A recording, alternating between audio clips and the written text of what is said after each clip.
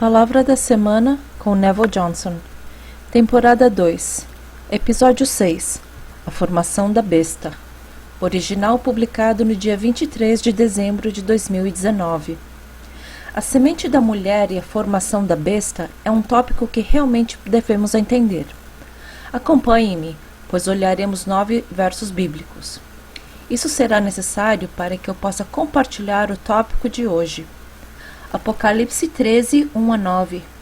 E eu pus-me, em outra tradução lê-se estava, sobre a areia do mar, e vi subir do mar uma besta que tinha 7 cabeças e 10 chifres, e sobre os chifres 10 diademas, e sobre as cabeças um nome de blasfêmia. Em outra tradução lê-se nomes de blasfêmias. E a besta que vi era semelhante ao leopardo, e os seus pés como os de urso, e a sua boca como a de leão, e o dragão deu-lhe o seu poder, e o seu trono e grande poderio. E vi uma de suas cabeças como ferida de morte, e a sua chaga mortal foi curada, e toda a terra se maravilhou após a besta. E adoraram o dragão que deu à besta o seu poder, e adoraram a besta, dizendo: Quem é semelhante à besta? Quem poderá batalhar contra ela?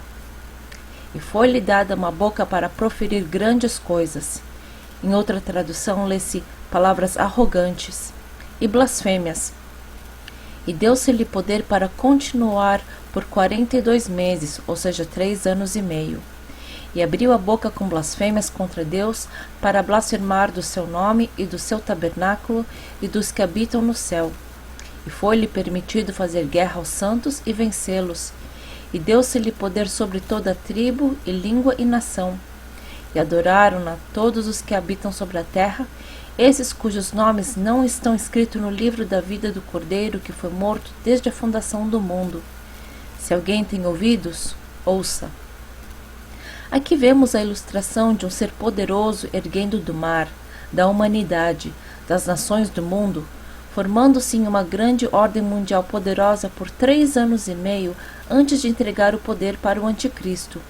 Essa besta, esse poder que emerge dentre a multidão de pessoas da terra, esse reino está sendo formado agora, nesse momento. Satanás lhe confere poder para governar na terra por 3 anos e meio. Isso se levantará como uma ordem, um governo mundial. Primeiramente receberá poder legislativo. Leis serão estabelecidas para que as nações se conformem. Um novo sistema mundial monetário está sendo criado, bem como um novo sistema mundial bancário, de igreja, que é composto por todas as religiões, de comercialização e militar. Isso está sendo criado agora, não é algo para o futuro. Como já sabemos, a ONU tem perdido seu poder e poder de influência, como se fosse um tigre desdentado, e um novo poder está sendo formado para substituí-la. Isso não é algo novo, pois vemos algo semelhante em outro tempo histórico. O tempo que Sadraque, Mesaque e Abednego viveram foi uma previsão do que aconteceria em nosso tempo, do surgir de uma nova ordem, um novo poder na terra. Daniel 2 e 3 falam sobre as coisas que aconteceriam em nossos dias. O rei Nabucodonosor sonhou com uma enorme imagem feita de ouro, prata, bronze, ferro e ferro misturado com barro, que foi destruída por uma pedra e depois levada pelo vento. Daniel interpretou o sonho, dizendo que cada parte, metal, representava um império que surgiria pela história. Disse a Nabucodonosor que seu império era simbolizado pela cabeça feita de ouro e que depois desapareceria e seria substituído por outro. Isso começaria com seu império, Babilônia. Depois viria a Pérsia, Grécia, Roma e o último, representado pelos 10 dedos de ferro e barro, ou seja, 10 nações, que está sendo formado atualmente. Notamos que esse último império é uma confederação de nações. Nabucodonosor refletiu sobre isso.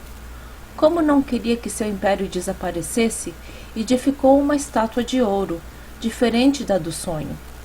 Através disso, estava dizendo que sua estátua permaneceria para sempre.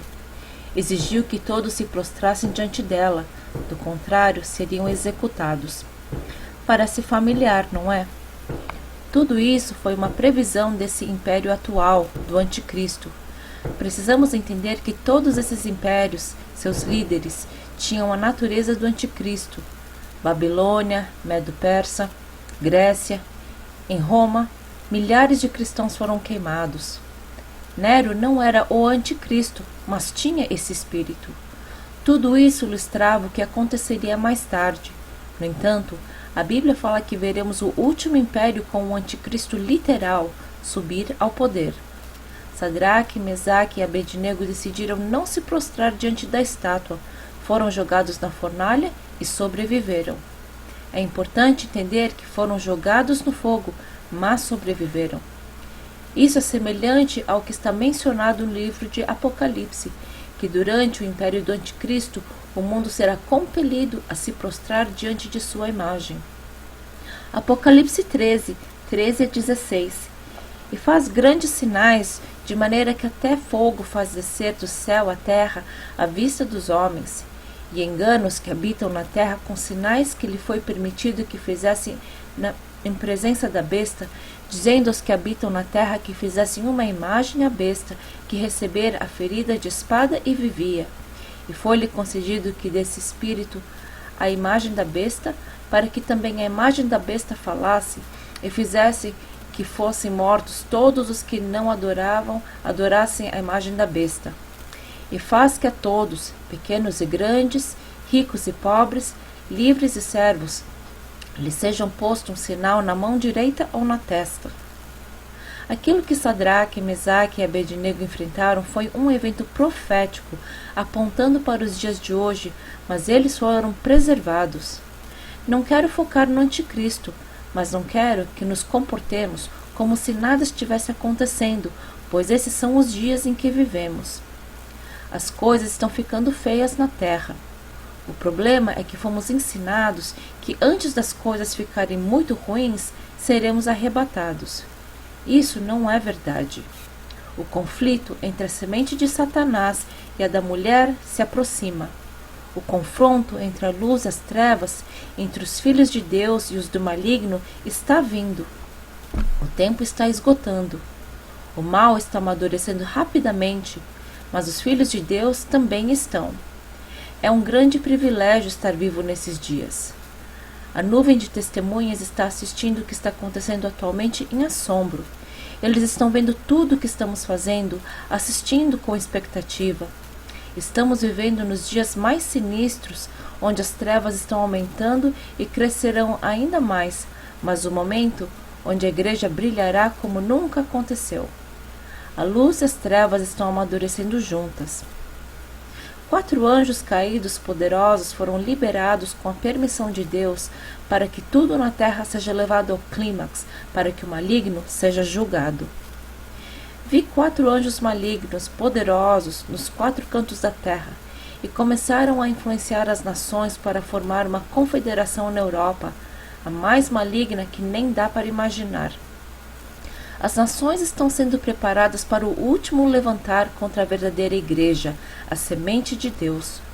O propósito desses anjos é preparar as nações, o mundo e seus governos para a vinda do anticristo. Temos que atingir um certo nível de purificação para sobreviver o que está por vir.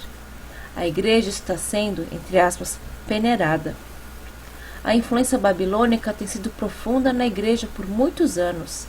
Deus está prestes a remover a Babilônia de dentro dela e resultará em divisão. Deus tem que primeiro trazer uma divisão antes de purificá-la. Ele odeia a mistura. Ele terá uma noiva, igreja sem mancha nem ruga.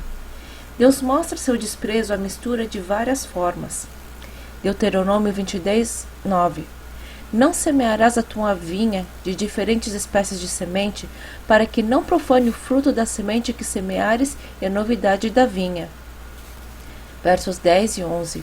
Com boi e com jumento juntamente não lavrarás, não te vestirás de diversos estofos de lã e linho juntamente. Ele mostra que não gosta de ver misturas. Nós somos sua vinha, seu jardim, e ele não gosta de ver misturas nela. Levítico 19:19. Guardareis os meus estatutos, não permitirás que se ajuntem misturadamente os teus animais de diferentes espécies. No teu campo não semearás semente de mistura, e veste de diversos estofos misturados não vestireis. Novamente, Deus ilustra a necessidade de separação, como despreza a mistura e como requer pureza em seu povo.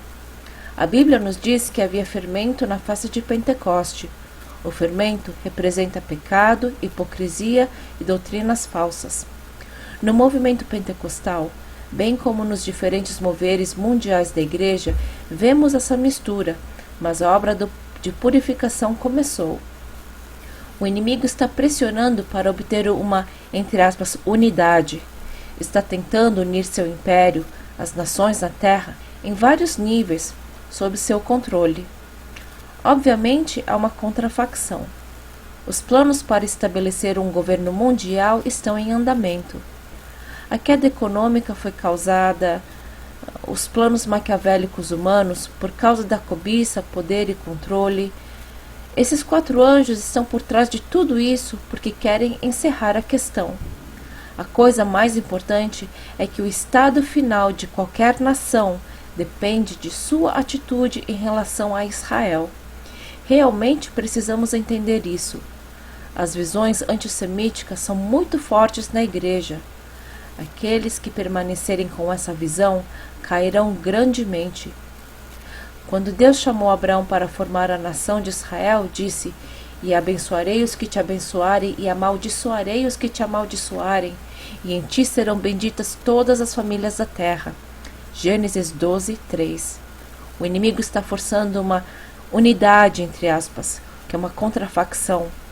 Mas Deus está trazendo unidade ao seu povo, um grupo de desbravadores, pioneiros. Efésios 4:13. Até que todos cheguemos à unidade da fé e ao conhecimento do Filho de Deus, a varão perfeito, à medida da estatura completa de Cristo. O povo de Deus está entrando em unidade, pelo menos em uma parte deste, um grupo que irá à frente para que outros possam seguir.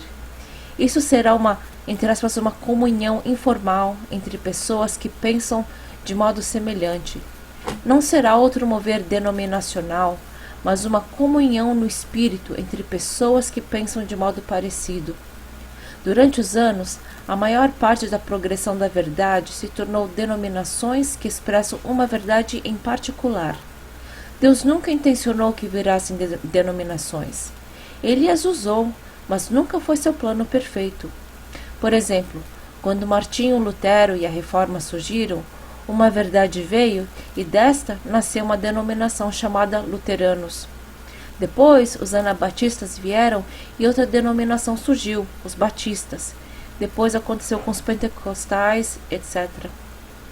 Conforme essas verdades surgiram, ao invés de adicioná-las ao, chamemos, rio da verdade, como um todo, foram fragmentadas e cada um experimentou somente aquela única verdade e ali ficaram estagnadas. É como se tivessem removido uma verdade do rio principal, que é o rio da verdade, e a tivessem colocado em um lago ou uma baía. Isso causou estagnação, a qual gera sapos. E aí vemos todos esses problemas nas denominações. Isso ocorre porque foi isolada do rio principal. Deveriam ter incluído a verdade.